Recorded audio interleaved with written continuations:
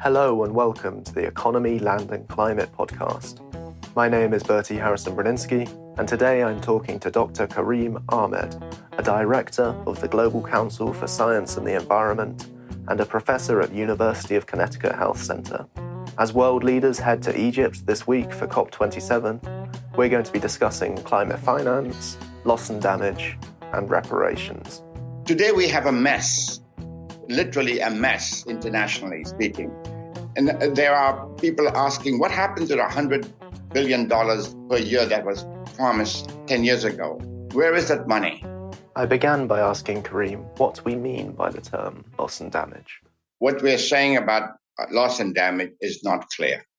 It has been raised going back as far as 2007 during the COP meeting in Bali, first time explicitly stated in the UN documentation. Then it was in 2013, the COP meeting in Warsaw developed what is known as the Warsaw International Mechanism for Loss and Damage, where for the first time it was discussed and defined to some extent. But the definition of loss and damage has been very ambiguous. No one has a clear understanding of what it means, whether it means present damage or future damage. The question of past damages doesn't even come up during the discussion. The UN has, after the adoption of the Warsaw International Mechanism, it was then embedded in the Paris Treaty in 2015. Article 8 has a complete section on loss and damage where it attempted to define it. But unfortunately, the definition of loss and damage was left very vague. And to this day, no one fully understands what we mean by loss and damage in the context of climate change. What I can say about loss and damage is that the issue has been bandied around. The COP26 mentioned the fact that we still need to negotiate what we mean by it and who's responsible for loss and damage. But it's been left very, very much up in the air. And the NGO community have defined loss and damage as being the third leg. There's mitigation, there's adaptation, and now there's loss and damage. So let's just discuss what is covered under each one of these terms. Mitigation means the ability of a country to reduce its carbon emission, its carbon footprint, so to speak, by moving from fossil fuels to more renewable sources of energy. So that would be one definition for mitigation, and it's quite clear. There's no ambiguity about that. Adaptation means how you adapt to the damages of climate change. So those countries that, for example, build a seawall, or they move low-lying population to a high-lying population. That's a form of adaptation. It does require financing, obviously. So that's what's the two legs of the current UN approach to climate change has been up to now. And there's also clear understanding of it. A correlate adaptation is what we call building resilience, which means that how you deal with the infrastructure, how you deal with the fact that you might have to get both the infrastructure in place, but also the mechanism by which you can deal with disasters when they occur. And so building resilience is a kind of a broad term used by policymakers around the world. And it's as important as adaptation. So sometimes adaptation and resilience building are mentioned in the same breath. Then comes loss and damage. So it's sort of like an orphan. It doesn't have a place. It's neither mitigation nor adaptation. It's something other than that. I have defined loss and damage in the context of adaptation and resilience. It is the amount of financing that needs to be done to build enough adaptation in countries that are most vulnerable, communities that are most vulnerable to climate change. They can, in fact, adapt and build resilience from future impacts of climate change. But then I go on to define loss and damage in terms of past damages and also present damage. So things like disaster management comes under loss and damage to some extent. So it's both past, present, and future. It also includes the question of setting up an insurance program, which would be one where a country with major impacts could draw from. Today we have a mess, literally a mess, internationally speaking. And there are people asking, what happened to the $100 billion per year that was promised 10 years ago? Where is that money?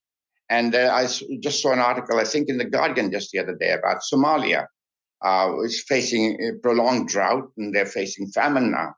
And they are asking, what happened to that money? Where can we apply for it?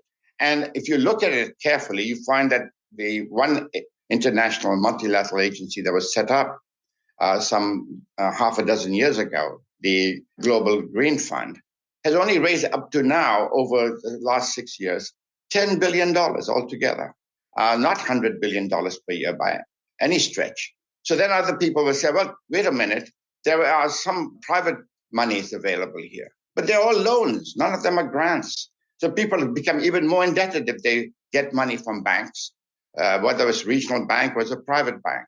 So the question, as I just mentioned, it's a complete mess. No one knows where the money is being raised. There's no mechanism set up. There's no accountability of how the money, and then OECD, has a definition of financing for climate change in such a vague manner that everything can be put under the same umbrella.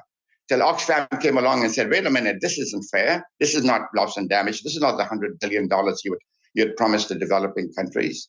No, it's not. It's a shambles. So what we need now is some kind of an international mechanism where everything is well defined. Who's responsible? Which countries are required to put the money into this particular fund, and and to set up a bureaucracy that can actually handle the applications that come from different countries.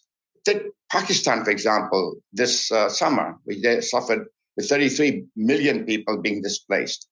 Pakistan has no place to go to find where the assistance would come in. It all depends upon the charitable instincts of those countries around the world that would provide some assistance on disaster management here. So we have nothing in place, essentially. We have a piddly amount of money that's being allocated, and the countries that are suffering the most are getting almost nothing. And just briefly, you're a co-author of a white paper, policy paper about loss and damage ahead of COP27. Could you quickly tell us what you were trying to do with that?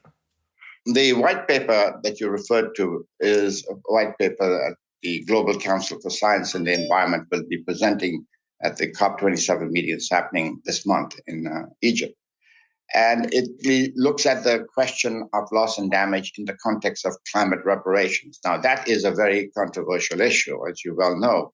Climate reparations is something that very few people would like to address at the moment because it places responsibility on those countries most involved in carbon emissions over time, going back to the industrial age.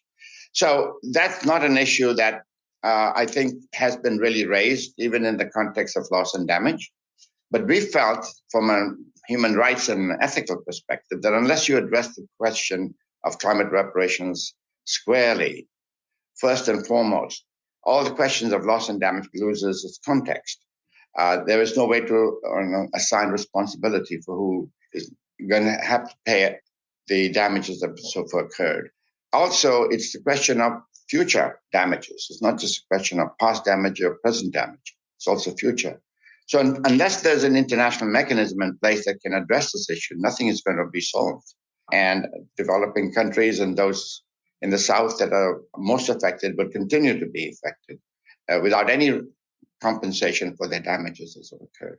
So it became a central issue, and it's something that was brought up at the Glasgow COP26 meeting, where it was again deferred, and it's hopefully going to be discussed this year, though there's some reason to believe that it may not be discussed to the point of satisfaction of those countries that have been raising this issue. It's still a new issue to some extent.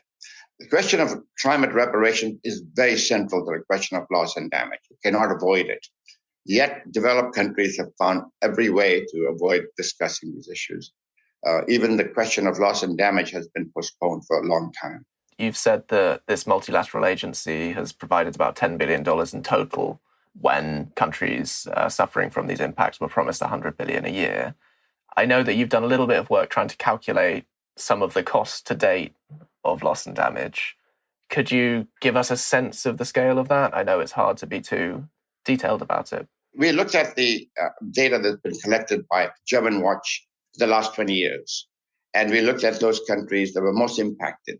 We looked at low-income and middle-low-income countries, and going back to the late 1990s to about 2017. And what we found is when you add all the estimated damages that have occurred in those countries. It amounts to about $593 billion itself. So that is the number that we have cited as being past damage that have occurred in many of the countries in Africa, Asia, and the Caribbean and Latin America. So that is just what happened in the past. Now look into the future now, between now and 2030, 2040, another 20 years from now. This will just exponentially increase because the trajectory, what we call the business as usual trajectory, shows that things are not going to improve. There's been a recent UN report that points out that we're not going to be able to reach the 1.5 degrees Celsius target of the Paris Treaty. So you can use this as your baseline and say, okay, what's going to be the future? Yes, twofold more, threefold more. It's going to be in trillions of dollars. And where's the money going to come from? And who's responsible? No mechanism in place, no money available. Everyone is going to be left to their own devices. Then where are the people who are affected are going to go? And that's the reason why we emphasize in our report, our white paper, the importance of understanding the question of global security. The Zurich Insurance Group has now estimated or projected 1.2 billion with their estimate of environmental refugees from climate change by mid-century. Of course, the UN, the World Bank has estimated something in the order of about 140 million refugees, but it all depends upon how you define refugees here. The UN has a different definition of environmental refugees than what others have used. So this would pose a huge issue for countries in the North. And without addressing the issue, or at least dealing with the issue up front, saying, okay, $1 spent now will save us $10 10 years from now, you will see not only that you have to spend more money, you will see a huge problem at your borders. Where are people from Africa going to move to? They're going to move to the Mediterranean countries, northwards. Where are people from Central America going to move to? It's already happening. It's not like it's not happening. And all those countries will suffer tremendous xenophobia. So we don't have a very pleasant future to look forward to, Bertie. I'm sorry to say.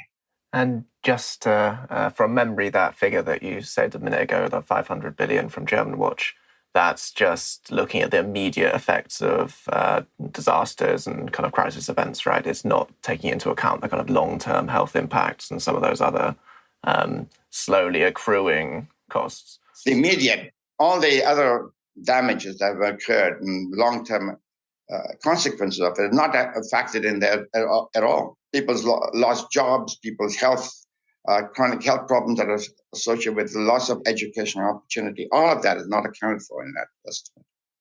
I want to come back to what you were saying about climate displacement or migration, but before we do that, why has this been so problematic? Why has there been such a failure to deal with this? You said that these multilateral agencies were set up. There were pledges made about the $100 billion. People have been talking about it since the 90s, into governmental level. You've said that. So why hasn't it worked? I mean, what are some of the reasons that it's...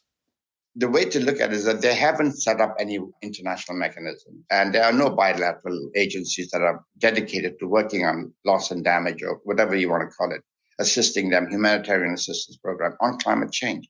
There's no mechanism in place. So that's the first thing to keep in mind. Then the amount of money that's being funneled into it mostly come in forms of loans from banks, both private banks and multilateral banks. The United Nations has two programs to deal with climate change impacts. One is the Global Environmental Facility. The last 20 years, if you look at the amount of money they have put into these programs, it comes to about $1 billion per year, average. Green Fund was set up about half a dozen years ago, and it's been miserably unable to raise money from those countries that are responsible for climate change impacts. So raise about $10 billion of only, that's pledged money. That's not even money they have received so far. Countries like the United States haven't even paid the remaining pledges they made up to now. So they have very little money, and then half that money goes for mitigation. Now, what can these kinds of ill-conceived mitigation projects do in a country that's dealing with issues of adaptation and building resilience? That's where the money should be going. Even that little amount of money has been distributed. And it's a huge bureaucracy set up there. It's extraordinarily difficult to apply for money and to get it. Someone once said that most of the money are going to international consultants now. They're not going for any infrastructure projects and so forth. So that's how the money has been squandered. So moving on to climate displacement and refugees, how much of a difference do you think this finance can make if 1.5 is now inevitable to some extent or higher? What's the kind of scale of impact that you think the funding for adaptation could have in terms of protecting populations from having to move as the climate gets worse?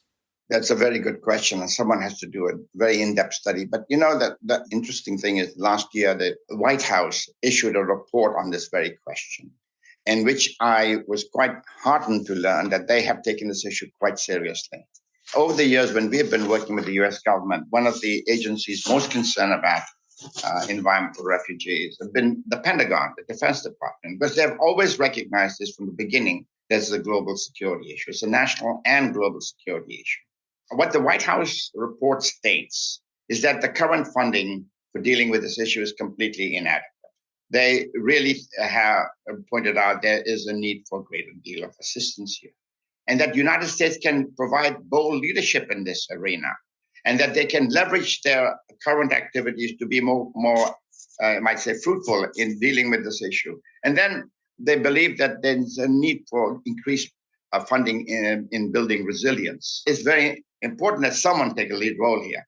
And if the White House, along with its national security advisors, are moving in the right direction, the world should follow them. Do you expect the US to take findings of that paper and that document to COP27 and make these arguments?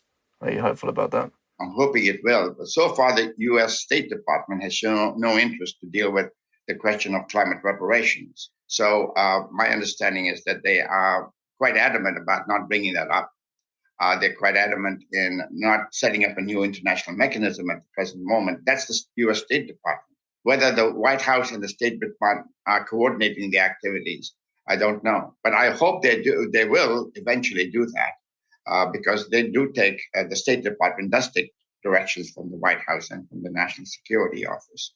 So hopefully that will happen. But the question is how and when? And are they willing to state that in an international forum? Are they quietly going to implement new programs here? I don't know. But I think that the best of effort for organizations like ours is to work with those countries of the world that understand the climate issues as a global security issue. That's the best leverage we have right now. Because look around the world, what's happening politically. More and more countries are electing parties that are trying to keep migrants out of their borders. Starting with your country, Brexit was a form of xenophobia. And what happened in Italy, in Sweden recently, countries you didn't expect that to happen, it's happening.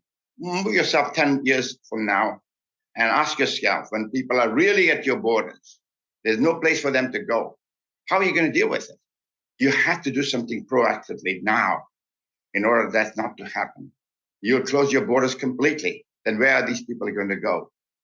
We had the journalist Sonia Shah on the podcast a while ago, and she, as I understood it, kind of sees climate displacement as an inevitability at this point and thinks that governments need to be working to reframe the way that they and the public view immigration to try and get rid of that kind of, I guess, often populist right, far right view of it and see it as a solution and not an issue to many of the problems that the world faces going forward.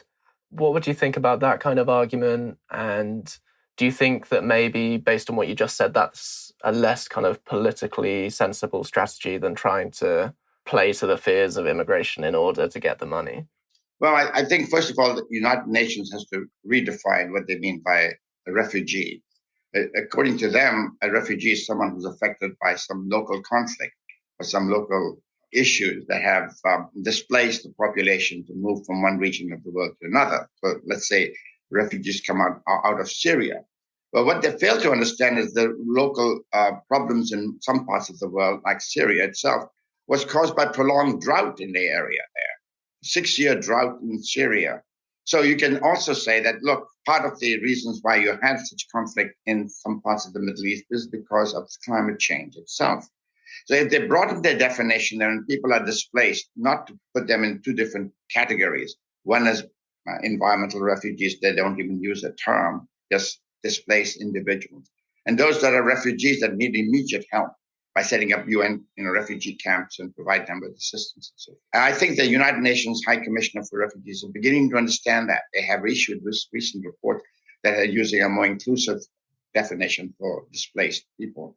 So that is the first place that needs to happen. And then I think the rest of the world has to follow their lead on this issue, that they understand that when someone is at the border, that you don't just allow them because they are suffering from political persecution, let's say, or that you give them a political asylum based upon that.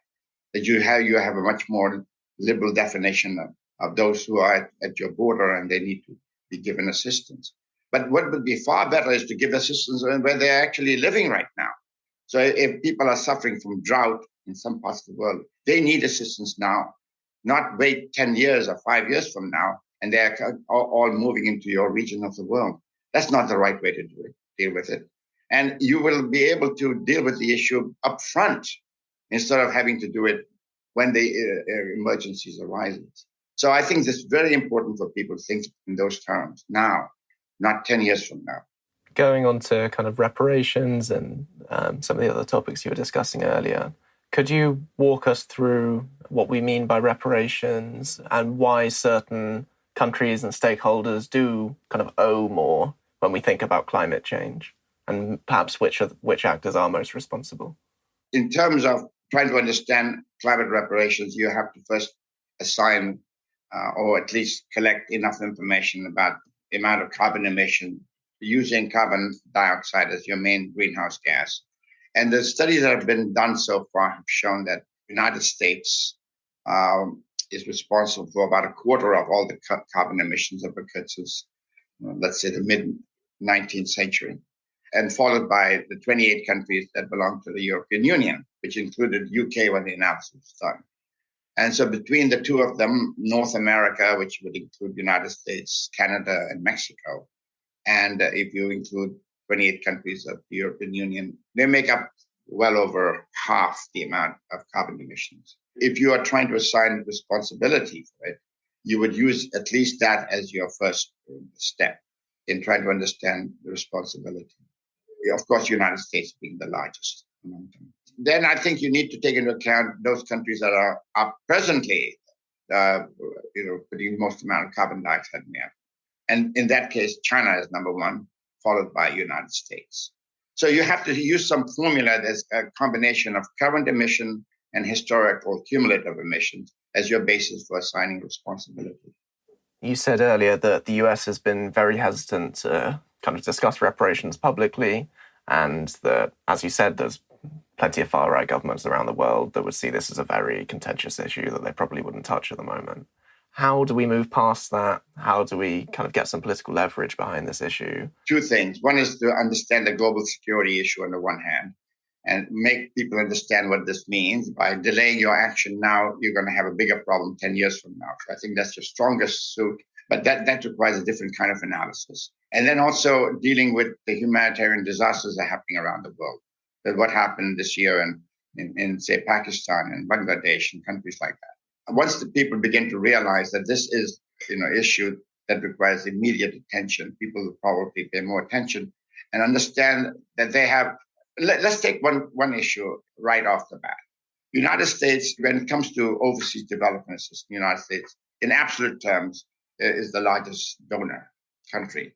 However, in terms, even seen in relationship to its GDP, its economy, it doesn't meet the test.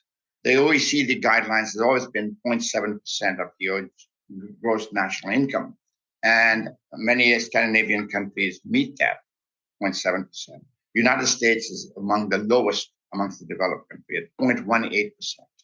So while they are providing fair amount because of their large economy and their annual budget, they do provide overseas development funds that are, you might say, in absolute terms, very generous. It's not. So the United States has a lot of ground to cover if they really believe in what the White House stated as a global security issue, providing more generously and setting up an international mechanism that can actually give them some way of funneling that money and also making sure that money is properly used. It doesn't end in some lack of governance many of the developing countries have right now. So if you could improve governance in those receiving countries, and you provide a mechanism, international, both multilateral and bilateral mechanism, where you can coordinate financing, transfer of technologies, the building capacity, people can work on these issues effectively. So those are the kinds of things that needs to be done to make this into an effective program. And it's not out of the realm of possibility doing it. The fact that we can even talk about it right now, in abstract terms, means that the framework is available. You have the UN framework for climate change already in place.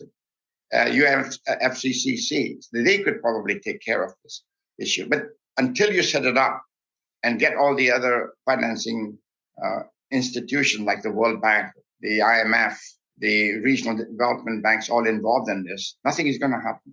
And you've actually proposed a mechanism in a paper that you co-authored, the Global Climate Reparations Fund. That would be the concept we have of setting up a fund that's dedicated to climate reparations.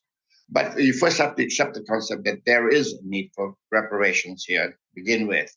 And once you've accepted that, then you can set up such an international mechanism. We just propose a conceptual framework for doing something like that. The details have to be worked out by people far more who understand the international finance mechanism much better than we have in our paper. But nevertheless, that concept has to be discussed and brought into the open to set it up, and not set up some small little fund like the current Global Green Fund, which is hardly a success story. One thing that I found interesting about your proposal was that it integrated kind of corporate responsibility as well as governmental responsibility to pay. Could you say a little bit about that, perhaps? I mean, how do you juggle that, and which kind of companies would be involved? It would not be very easy to figure this all out, because the formula gets more and more complicated when you bring in the private sector. But you have a lot of petrochemical companies that, I'm thinking the oil and gas industry, that have been responsible for it. So in our report, you can see what we have shown, the kind of profit margins that they have made over time, which includes not only European and United States companies, but also includes many Middle East companies in China and India. They have also amassed quite a large amount of profit over time. And they are also responsible to a certain extent to the carbon emission we see. So that would also be included in the Climate Reparations Fund. So you get both the private and public sector all responsible for climate emission over time be included in the funding mechanism. I wanted to ask you a little bit before you go about COP27. What are your expectations? What are your worries? And perhaps in a kind of realistic best case scenario, what would happen around this issue at COP27? The best case scenario would be that the question of loss and damage is taken seriously by the representatives attending COP27, that the issue is no longer going to be left vaguely defined or left to another COP meeting in the future. Of course, the details have to be worked out, but at least they will make a commitment that they're going to set up an international financing mechanism. That's the first step. Once that has been made, and that they understand that the current mechanism they have in place is a complete failure, then we have the basis for hope that the next few meetings that the United Nations will hold will bring about the setting up of such a mechanism, that you will have a blueprint for it. So the best thing that can happen from the meeting in Egypt this November would be an agreement that's set to set up such an international mechanism. That includes financing for loss and damage. It includes some kind of humanitarian assistance program that can do work in a very short order, a program for setting up an insurance program that would have a way of distributing the actual cost of future loss and damage in place, and a mechanism, a bureaucracy that can handle these matters in an efficient manner, and they are able to raise the funds that are needed for this activity. So that at least should be set up in principle. They're all built upon what was already there in the Article 8 of the Paris Treaty, for example. In the Article 8 also talks about slow onset events should be also taken into account, not just current loss and damage, but things like sea level rise, or chronic diseases that might occur as time goes by. And all of that should be taken into account in setting up such an international mechanism. Have you heard any indications that those discussions might happen? No, I haven't. And there was also a question back this summer whether or not loss and damage was going to even be put on the agenda for this coming conference. I think the latest I've heard is that it is going to be there. I think the host country, Egypt, is interested in it. Pakistan, being the chair of the group of 77, which is a group of people that represent developing countries, will provide some leadership there. How much, I don't really know. I'll be having a chance to speak to some people in the Pakistan delegation pretty soon, so I'll find out a little more on that. But basically, I think that this item will be brought up. Bertie, you've got to do a lot of preparatory work before you show up at any of these conferences. And you have to have a lot of staff involvement in this. I don't think I've seen anything that looks remotely what I was just talking about. Have they set up some kind of a proposal that they can debate about at the COP meeting? I'm hoping that the basis for setting up such a report will be at least agreed in principle at the COP27 meeting, upon which they'll be given the mandate. UNFCCC will be given the mandate to develop such a report to bring to subsequent COP meetings. It's not going to happen overnight. But the fact that they're thinking in the right direction that would be my best case scenario. They're thinking about this seriously, and they want to do something about it.